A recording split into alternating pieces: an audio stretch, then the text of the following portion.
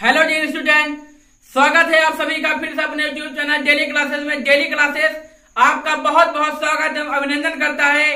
आज हमारा टॉपिक रेखीय संवेग संरक्षण का सिद्धांत है। रेखीय संवेग संरक्षण सिद्धांत का क्या नियम है, आइए हम आपको बताते हैं। जी गाइस, बहुत ही अच्छी तरह से बताएंगे आपको। हम जितना बताएंगे बहुत ही अच्छा बताएंगे। तो गाइस, आज हमारा टॉपिक है रेखीय संवेग संरक्षण का सिद्धांत। सबसे पहले रेखीय संवेग संरक्षण क्या होता है, आइए हम आपको बताते हैं। रेखीय संवेग संरक्षण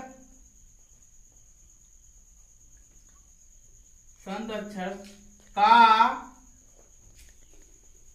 सिद्धांत।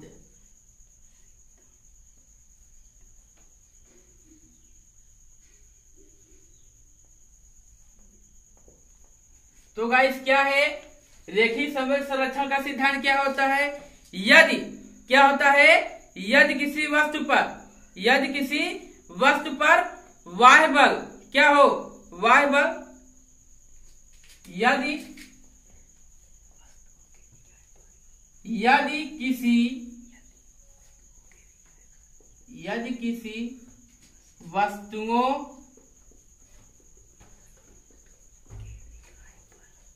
वस्तुओं के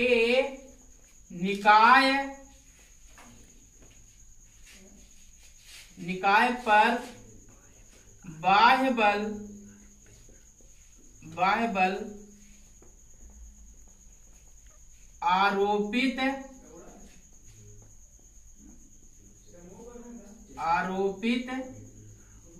न हो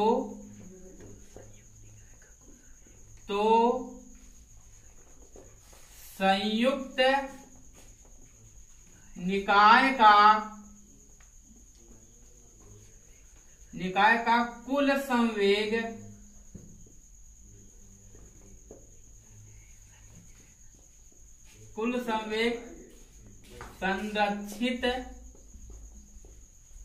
संरक्षित रहता है। तो गाइस, क्या है, यदि किसी वस्तुओं के निकाय पर, हम पहले बताएं, यदि किसी वस्तुओं के निकाय पर बाह्य बल आरोपित न हो तो संयुक्त निकाय क्या होगा, कुल संवेग संरक्षित रहता है। तो गाइस, क्या है रेखीय संवेग संरक्षण का सिद्धांत? क्या है, यदि किसी वस्तुओं के निकाय पर बाह्य बल क्या हो, आरोपित ना हो, बाह्य बल क्या हो, आरोपित ना हो, यानी बाह्य बल क्या हो, जीरो हो। क्या हो, जीरो हो। तो क्या हो जाएगा, तो संयुक्त निकाय का कुल संवेग संरक्षित रहता है। क्या है, अर्थात क्या हो जाएगा, F बाह्य क्या हो जाएगा, F बाह्य बराबर क्या हो जाएगा, 0। तो गाइस, क्या है, यदि किसी वस्तुओं के निकाय पर, क्या कहा है, यदि किसी वस्तुओं के निकाय पर बाह्य बल क्या हो, आरोपित ना हो, यानी ये वस्तु है, इस पर क्या हो, हम बाह्य बल ना लगाए तो ये क्या रहेगा, स्थिर रहेगी। यानी यही कह रहा है, यदि किसी वस्तुओं के निकाय पर बाह्य बल ना लगाया जाए, यानी हम इस पर बल लगा रहे हैं तो बाह्य बल लगा रहे हैं, जब इस पर ऐसे ही रहेगा तो ये क्या हो रहा है, F बराबर क्या हो जाएगा, F बाह्य बल क्या हो जाएगा, 0 हो जाएगा। ठीक गाइस, इसका एक मानक दिया है, आइए मानक क्या होता है हम आपको बताते हैं। मानक क्या होता है, आइए हम आपको बताते हैं।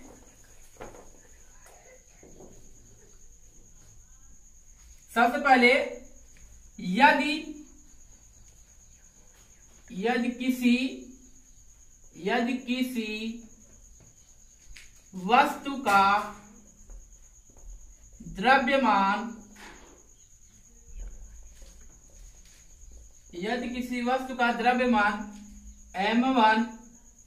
m1 तथा m2 है, तथा उसका वेग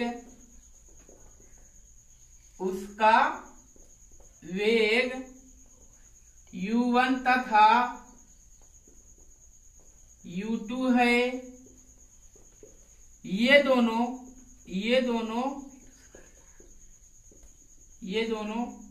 के टकराने के पश्चात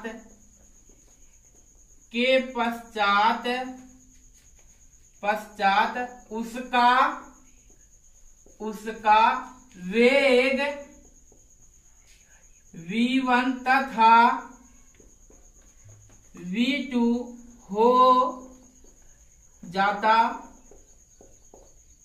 हो जाता है।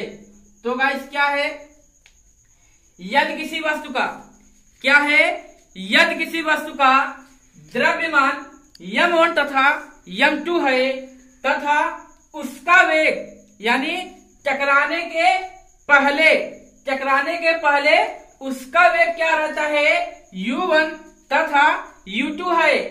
ये दोनों यानी m1 और u1 टकराने के पश्चात यानी टकराने के बाद उसका वेग क्या हो जाता है, v1 तथा v2 हो जाता है। तो हमें यह सूत्र क्या प्राप्त होगा, आइए हम आपको सूत्र बताते हैं।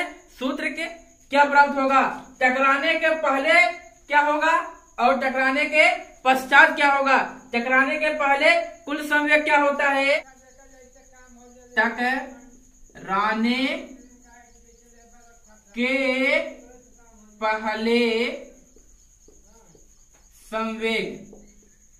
टकराने के पहले संवेग P1 क्या हो जाएगा, m1 u1 plus m2 u2। तो गाइस ये है टकराने के पहले का संवेग m1 u1 plus m2 u2 है। अब टकराने के पश्चात का संवेग क्या होगा, आइए हम आपको बताते हैं। टकराने के पश्चात का संवेग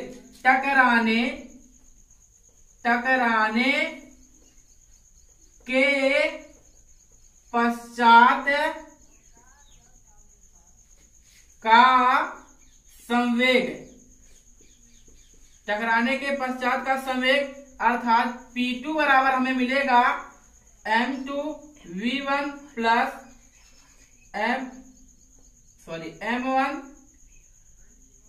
v1 m2 v2।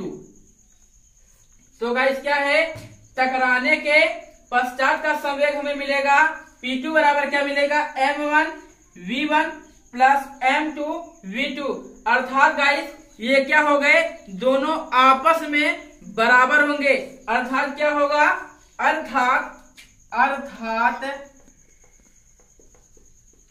अर्थात मिलेगा क्या हमें, P1 बराबर P2 यानी टकराने के पहले का संवेग और टकराने के पश्चात का संवेग।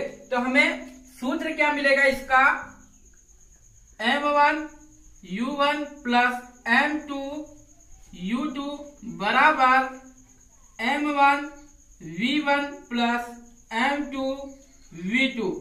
तो गाइस हमें ये सूत्र क्या मिला है, m1 u1 plus m2 u2 बराबर m1 v1 plus m2 v2। ये है हमारा रेखीय संवेग संरक्षण का सिद्धांत है।